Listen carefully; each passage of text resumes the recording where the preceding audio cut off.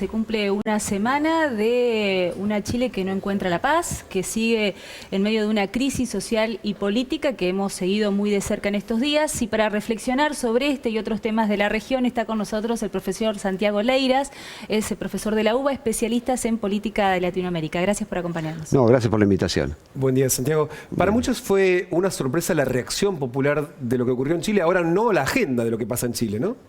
Así es una sorpresa, pero no tanto. Chile tiene dos caras, es una manifestación de dos caras. Por un lado, un crecimiento económico sostenido a lo largo de más de 2 décadas, pero por otro lado, un proceso de crecimiento económico del cual una parte significativa de la población no se ve beneficiada con los frutos de ese crecimiento. Lo que estamos viendo estos días en las calles tiene que ver con, bueno, una parte importante de la sociedad en Chile que de alguna manera pide participar de la fiesta, para ponerlo de manera muy gráfica, ¿no?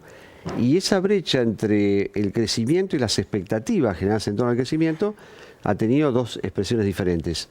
Una en el terreno electoral. En Chile es muy bajo los porcentajes de participación en las elecciones. Cuanto más local la discusión, menor es el nivel de participación. Y el otro es en la calle. Solamente basta con una medida irritativa, como fue un aumento del transporte público, y con una situación de ineficaz gestión comunicacional y política de esa decisión, el estallido lo tienen en la calle, digamos, ¿no? La reacción de la expresidenta Michelle Bachelet llegó tarde en función de su actual función justamente en Naciones Unidas, y que en estos días se ha hablado y mucho sobre los derechos humanos que se han vulnerado en el medio de esta protesta. Creo que todos llegaron tarde, me parece, desde Piñera hasta Bachelet. En el caso de Bachelet, quizás yo lo adjudicaría a un tema que es el doble rol. Es decir, por un lado tiene un rol institucional en Naciones Unidas. El tuit que anoche difundió la expresidenta de Chile, dando cuenta de que enviaba una misión a Chile para revisar precisamente las denuncias sobre violaciones a los derechos humanos por parte de las fuerzas de seguridad. Sí. Yo creo que en el caso de Bachelet el tema me parece que pasa por esa especie de doble rol de, al mismo tiempo que representa a las Naciones Unidas y al mismo tiempo que tiene ese rol como funcionario a nivel internacional, al mismo tiempo es la referente de un partido de oposición a Sebastián Piñera. Entonces, quizás esa especie de tensión entre el rol internacional y el rol como referente local puede ser una explicación para entender una respuesta más bien tardía frente a lo que es el problema de la crisis, digamos, ¿no? Claro, para que no la acusen de querer estar haciendo política desde un cargo internacional. Exactamente, es decir, mostrar que, bueno, puede ser acusada de que está llevando de alguna manera agua para su molino en un contexto de una crisis social importante, ¿no? Ahora la reacción, porque decía, son 20 años de crecimiento económico con exclusión. Ahora, ¿por qué la reacción ahora? Bueno, es que en realidad es como que esto se ha ido incubando en el tiempo, ¿no? Yo les decía recién, la primera manifestación era en el terreno electoral.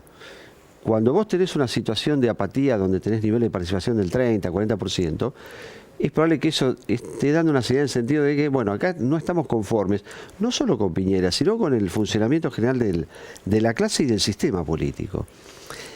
Para una reacción ya de esta naturaleza, de la cual creo que hay que separar las aguas, una cosa es el reclamo, otra cosa es las manifestaciones de violencia fuera de control, digamos, creo que hay que ser claro en esto también, ¿no?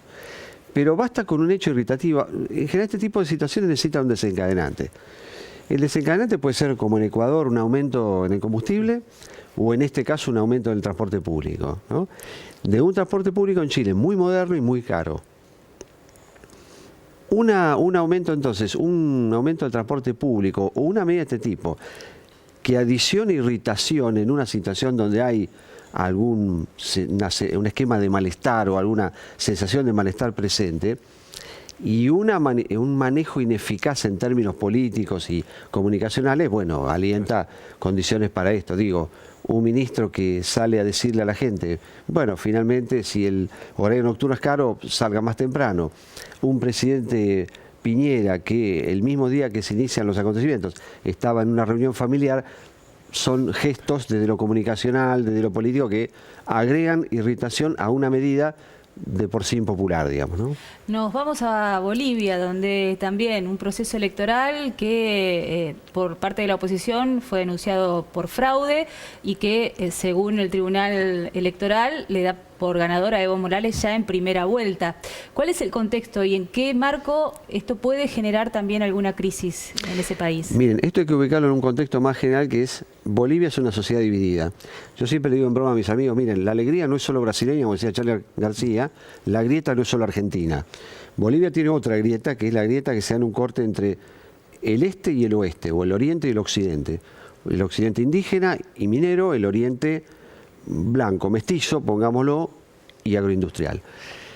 Esa grieta se había saldado de alguna manera hace unos años atrás, cuando, resultado de lo que fue el proceso constituyente de Bolivia, se sanciona una nueva constitución, y esa constitución generó una especie de compromiso en el cual el oriente aceptaba el carácter plurinacional del Estado boliviano y Occidente aceptaba las autonomías departamentales del Oriente, digamos, ¿no?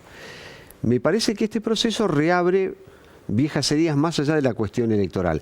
El proceso es un proceso, a mí me resultó particularmente llamativo.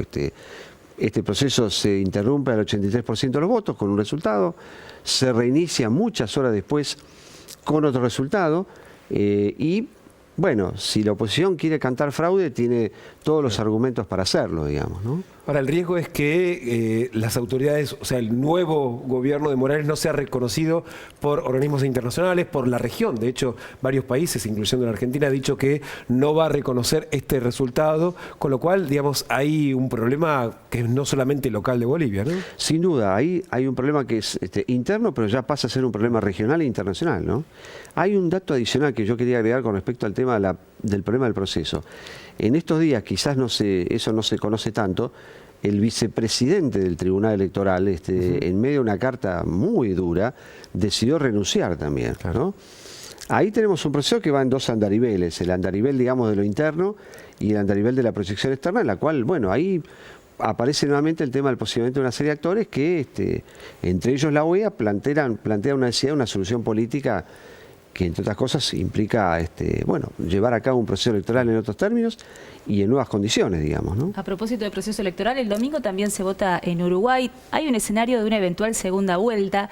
¿Con qué tiene que ver esto? ¿Y cuánto influiría también en este contexto de la región, ¿no? Ahí yo creo que hay dos factores. Uno es el Frente Amplio. El Frente Amplio está viviendo un proceso, primero de desgaste, el lógico desgaste de un partido o de una coalición electoral, en este caso, al frente del gobierno durante un largo periodo. En este caso estamos hablando de una presencia en la conducción del Estado de 15 años. Al mismo tiempo vive un proceso de renovación que tiene que ver con el recambio generacional, el retiro de la vieja guardia, los Tabaré, los Mujica y demás. Y el tercero es un partido o partidos tradicionales que habían estado en un segundo plano en la escena política en estos años y que han tenido un proceso de oxigenación y recambio generacional y pueden presentar hoy alternativas razonablemente competitivas, ¿no? Especialmente en el caso del Partido del Partido Blanco, donde aparece un candidato joven, bastante competitivo, con un discurso más bien moderado, podríamos decir, y que puede representar una alternativa competitiva en un escenario de segunda vuelta, en el cual, bueno, puede ser la confrontación entre el Frente Amplio y alguna alianza tácita o explícita entre los partidos tradicionales, digamos. Claro, la gran pregunta es cuánto va a estar cerca del 50% del Frente Amplio, porque de hecho enfrente la mayoría son fuerzas conservadores o de centro derecha, digamos, tienen más chance de sumarse, ¿no? Tiene más chance de sumarse y armar una coalición, de hecho, para, bueno, poner fin a este largo ciclo, digamos, de la izquierda en Uruguay, digamos, ¿no? Y respecto al plebiscito y después de la movilización de las últimas horas, el gobierno quiere modificar algunos aspectos de la Constitución Nacional para endurecer su política de seguridad, incluso sacar a las fuerzas militares a la calle. Por lo que hubo y las reacciones que hubo, ¿puede haber un voto negativo de la gente? ¿Qué es lo que se espera de ese plebiscito? ¿Cómo puede influir además en el resto de la votación?